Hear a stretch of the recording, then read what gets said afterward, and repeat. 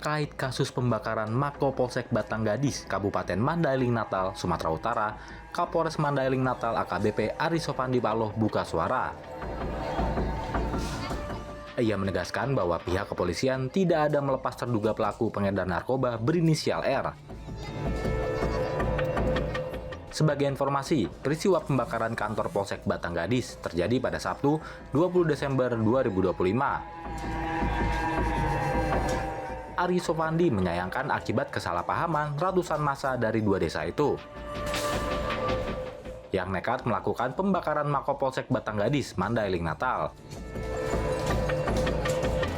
Ia juga mengaku bahwa masyarakat telah mendapat informasi hoaks yang menyatakan pihak kepolisian melepaskan terduga pengedar narkoba yang sebelumnya diamankan masyarakat. Menurut Kapolres Mandailing Natal, terduga pengedar narkoba yang diamankan berinisial R tersebut melarikan diri. Selain itu, saat diamankan masyarakat, terduga pelaku tidak ditemukan barang bukti. Sedangkan pihak Polsek hingga kini masih mengejar terduga pelaku pengedar narkoba yang melarikan diri tersebut. Kejadian hari ini sangat disayangkan. Sangat disayangkan bagi seluruh umat manusia. Kenapa saya bilang? Yang diuntungkan bukan saya. Yang diuntungkan bukan bapak-bapak. Yang dirugikan pun bukan saya. Tapi semua yang dirugikan. Negara yang dirugikan.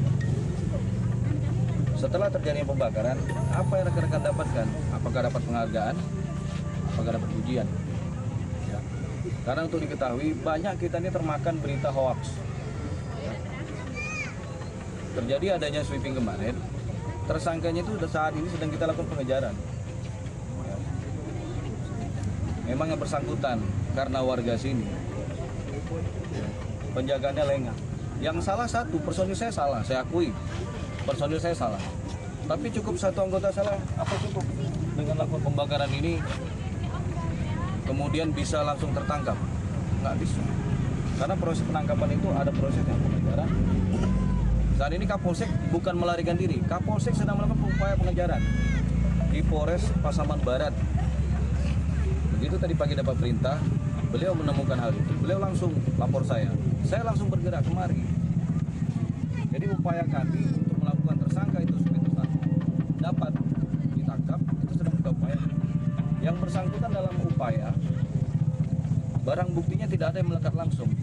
Jadi butuh apa? Cek urin, kemudian butuh pendalaman pemeriksaan terhadap yang bersangkutan. Tidak bisa kita serta-merta menuduh orang terlibat dalam suatu hal. Mungkin pengamatan, penglihatan tetangganya, ada yang melakukan, bisa jadi. Itulah gunanya informasi. Informasi itu kita gunakan untuk bisa ditindak pidanakan dia terkait penggunaan ataupun peredaran narkoba. Bukan dengan melakukan pembakaran baru, tindak pidana baru. Yang dirugikan bukan saya, negara itu. Karena yang membangun ini negara.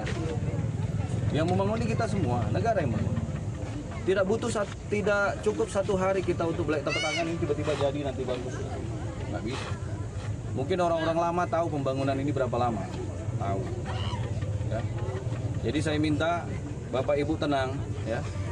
Kembali lagi kita introspeksi diri, ya. Saya bukan orang yang baik, bukan orang yang sempurna. Pekerjaan kita mungkin luput, mungkin terlepas. Kenapa? Personil kita kan terbatas. Saya sudah berulang kali di bawah Polsek Muara Batanggadis ini kurang lebih ada 14 desa, ya. Satu persatu kita baru mengamankan Tabuyung, baru mengamankan Sikapas. Malah Sikapas ada berusaha masyarakatnya menutupi keterlibatannya. Saudara Mila yang saat ini DPO, kita kejar. Kita terus berjalan dari Batu Mundom, kita ke Sikapas, ke Tabuyung, ke Natal, ke Linggalbayu baru saya tangkap 200 gram. Baru 2 hari yang lalu. Tim saya juga berpencar ke sana. Tapi saya butuh dukungan, bukan butuh pembakaran. Jadi sangat disayangkan kejadian hari ini. Saya minta ini terakhir. Dan ini koreksi diri bagi saya dan bagi semua, ya. Kita jangan mempunyai maksud positif tapi dilakukan dengan cara-cara negatif, dengan cara-cara membuat tindak pidana baru, penganiayaan, pengerusakan, pembakaran. Personil ini sampai takut, ya, karena personil juga manusia, ada keterbatasan. Sampai sekarang tidak ada saya perintahkan menggunakan senjata api atau senjata benda tumpul atau benda tajam. Nggak ada, saya sendiri nggak ada bawa apa-apa. Karena saya yakin intinya sini kan semuanya pemberantasan narkoba.